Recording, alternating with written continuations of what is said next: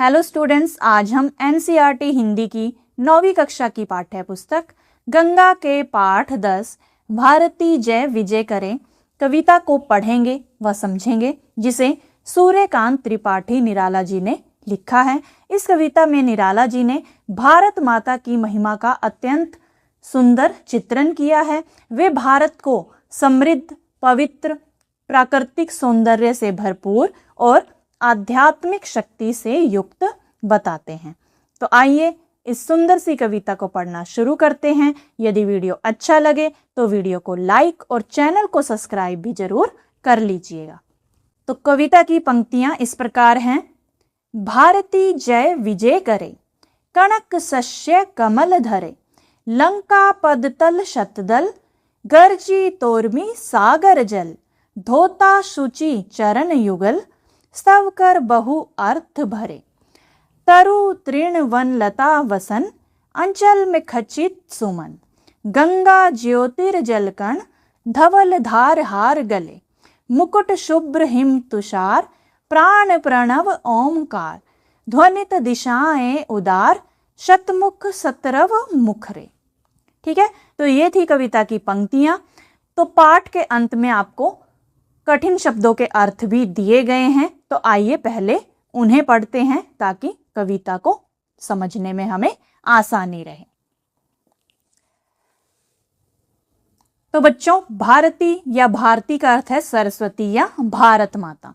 कणक सोना, शस्य का अर्थ है फसल, पदतल तलवा या पैरों के नीचे, शतदल कमल, गर्जी तोर्मी बादलों का गर्जन, सूची का अर्थ है पवित्र या निर्मल या साफ कह सकते हैं आप, युगल यानी जोड़ा, स्तव का अर्थ है प्रशंसा स्तुति।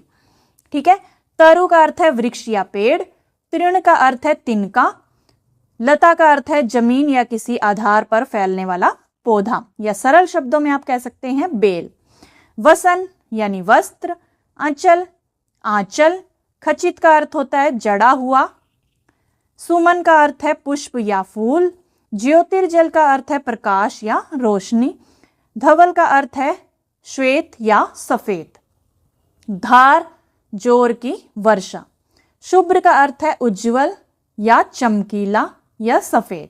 ठीक है, और हिम का अर्थ है शीतल बर्फ, तुषार का अर्थ है बर्फ या हिम, हवा में मिली भाप जो जमकर श्वेत कणों के रूप में पृथ्वी पर गिरती है, प्राण का अर्थ है वायु या सांस या जीवन, प्रणव ओमकार परमेश्वर, और ओमकार का अर्थ है ओम मंत्र या इसका उच्चारण, उदार का अर्थ है दानशील या दयालु, शतमुख का अर्थ है 100 मुख, शत का अर्थ होता है 100 और मुख 100 मुख। ठीक है, शतरव 100 की संख्या में ध्वनि या गुंजार कह सकते हैं आप, मुखरे या मुखर का अर्थ है बजता या शोर करने वाला। ठीक है, तो ये थे कठिन शब्दों के अर्थ। अब आइए कविता को पढ़ते हैं। भारती जय विजय करे, कणक शस्य कमल धरे। जैसा कि आपको बताया गया है, भारती का अर्थ है यहाँ पर भारत माता।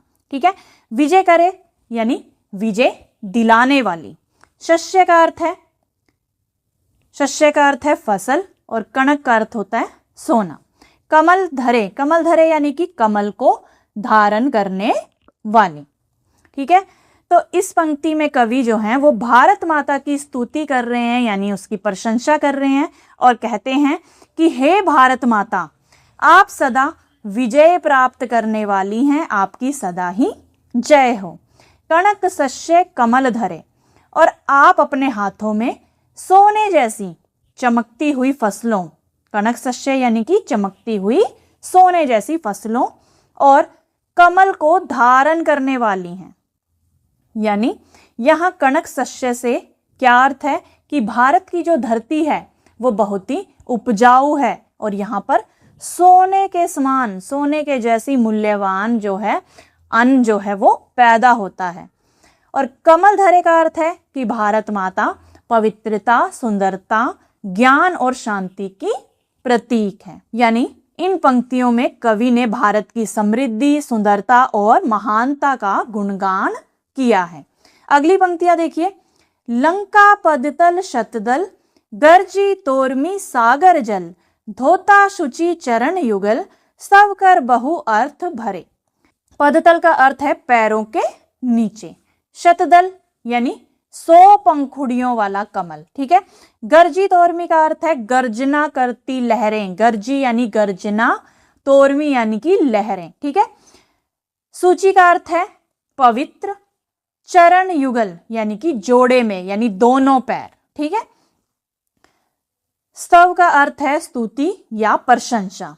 और बहु अर्थ भरे यानी अनेक अर्थों से भरे, ठीक है।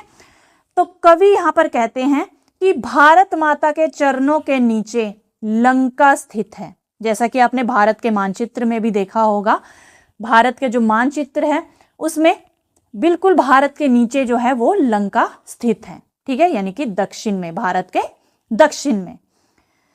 तो भारत माता के चरणों के नीचे लंका स्थित है और ऐसा लगता है जैसे कोई सुंदर कमल यानी कि शतदल यानी कि जैसे कि कोई सुंदर कमल जो है वो उनके चरणों के पास रखा हो। गर्जी तोर्मी सागर तल, और समुद्र की गरजती हुई, शोर करती हुई लहरें जो हैं वो भारत माता के चरणों के पास पहुंचती हैं। धोता शुचि चरण युगल, और वह विशाल सागर जो है वो अपने पवित्र जल से भारत माता के दोनों चरण युगल यानी कि उनके दोनों चरणों को निरंतर धोता रहता है, जैसे उनका अभिषेक कर रहा हो। स्तव कर बहु अर्थ भरे, और ये जो शोर है समुद्र की लहरों का वो केवल पानी का शोर नहीं है। ऐसा लगता है कि मानो समुंदर अपनी लहरों की आवाज के जरिए भारत माता की महिमा का गुणगान कर रहा है, उसकी प्रशंसा कर रहा है।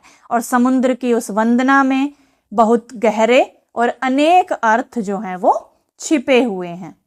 कहने का अर्थ है कि यहाँ भारत के गौरवशाली इतिहास, उसकी संस्कृति और उसकी दिव्यता की प्रशंसा की जा रही है। अगली पंक्तियां देखते हैं। तरु तृण वन लता वसन, अंचल में खचित सुमन, गंगा ज्योतिर्जल कण, धवल धार हार गले, ठीक है। तो तरु का अर्थ यहाँ पर आपको पता ही है कि पेड़, ठीक है। तृण का अर्थ होता है घास, लता बेल, वसन का अर्थ होता है वस्त्र, ठीक है। अचल यानी आंचल, खंचित यानी कि जड़े हुए, सुमन का अर्थ है फूल, ज्योतिर्जल का अर्थ है प्रकाशमयी जल, ठीक है। और धवल का अर्थ है यहाँ पर सफेद, धार यानी धारा, और हार यानी कि माला, ठीक है। तो यहाँ इन पंक्तियों में कवि क्या कह रहे हैं?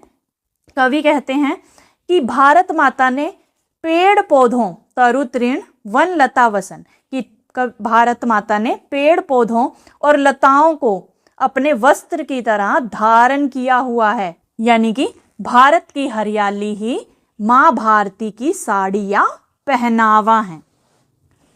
आंचल में खचित सुमन, और उनके आंचल में सुंदर फूल जो हैं वो जड़े हुए हैं, सजे हुए हैं। गंगा ज्योतिर्जल कण, और गंगा का जो जल है वो प्रकाश की किरणों के समान उज्जवल और पवित्र है। वह भारत माता के सौंदर्य को और भी सुंदर बना देता है।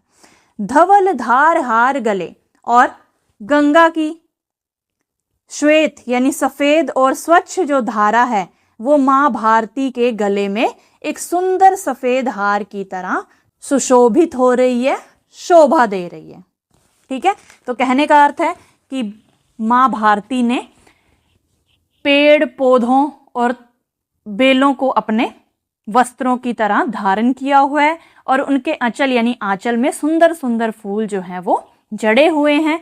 गंगा ज्योतिर्जल कण, और गंगा का जो पवित्र जल है, पावन जल है, वो भारत माता के सौंदर्य को और भी सुंदर बना रहा है। धवल धार हार गले, और गंगा का जो सफेद जल है, सफेद जो धारा है, वो ऐसे लग रही है जैसे मां भारती ने अपने गले में सुंदर हार जो है, सफेद रंग का हार जो है वो पहना हुआ है, जो उनके गले में बहुत ही सुशोभित हो रहा है, शोभा दे रहा है। मुकुट शुभ्र हिम तुषार, प्राण प्रणव ओमकार, ध्वनित दिशाएं उदार, शतमुख शतरव मुखरे। ठीक है, तो मुकुट का अर्थ है यहाँ पर ताज। शुभ्र यानी सफेद। हिम तुषार, हिम तुषार सफेद बर्फ। ठीक है, प्रणव का अर्थ है ओम।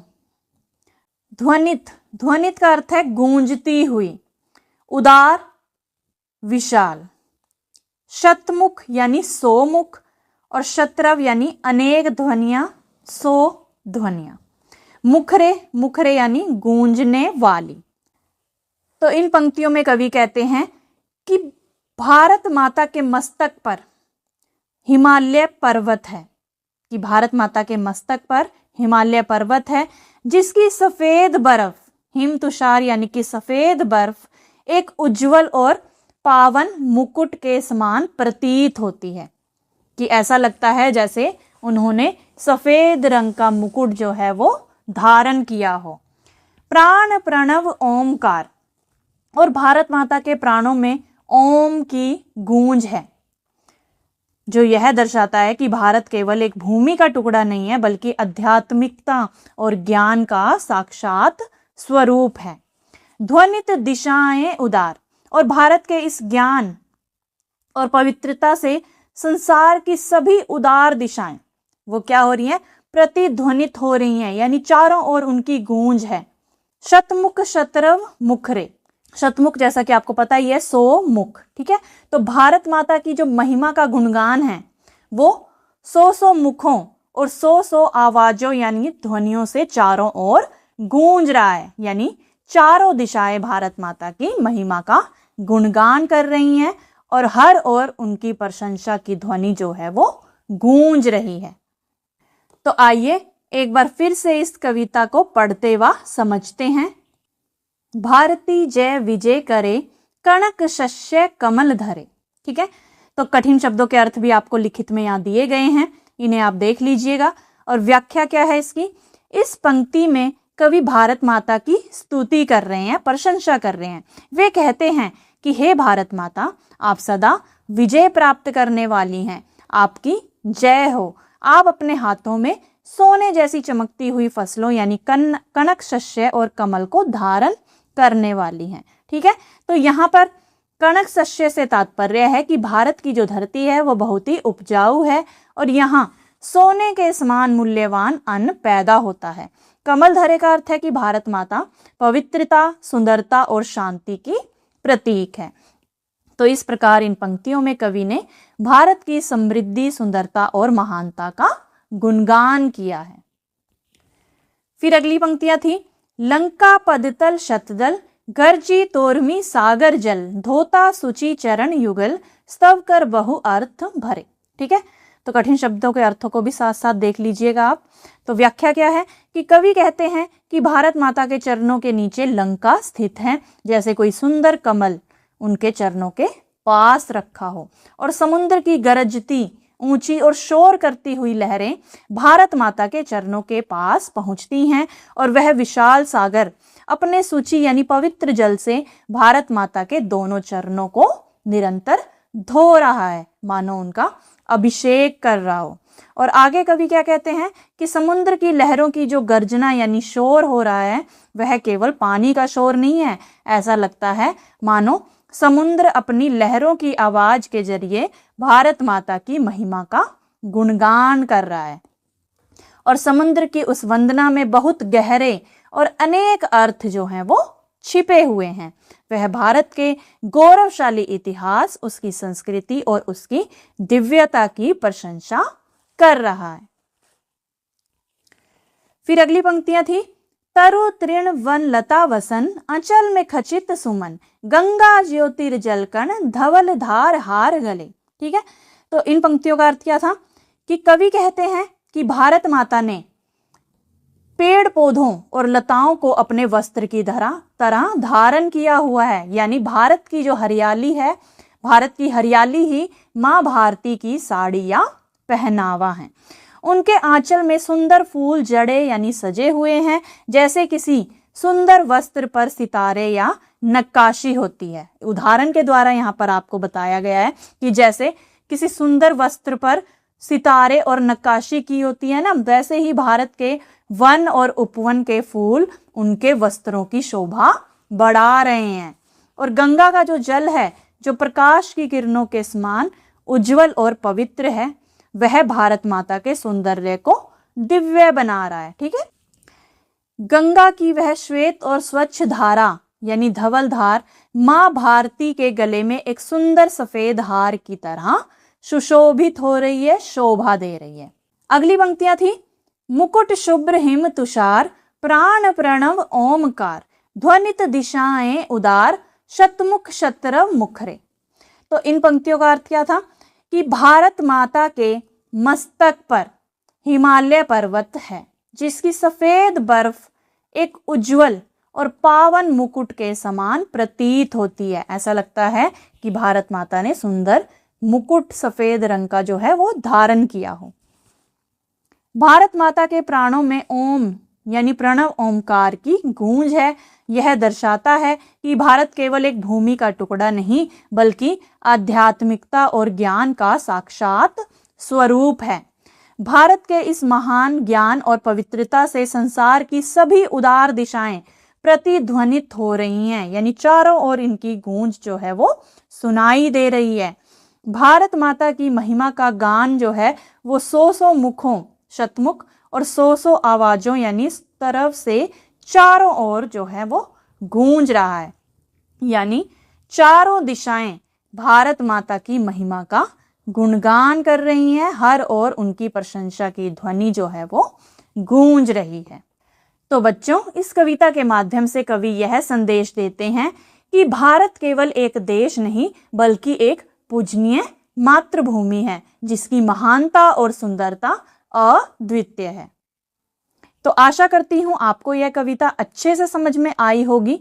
अगली वीडियो में हम इसी पाठ के प्रश्न उत्तर करेंगे। तो मिलते हैं अगली वीडियो में, तब तक के लिए नमस्कार।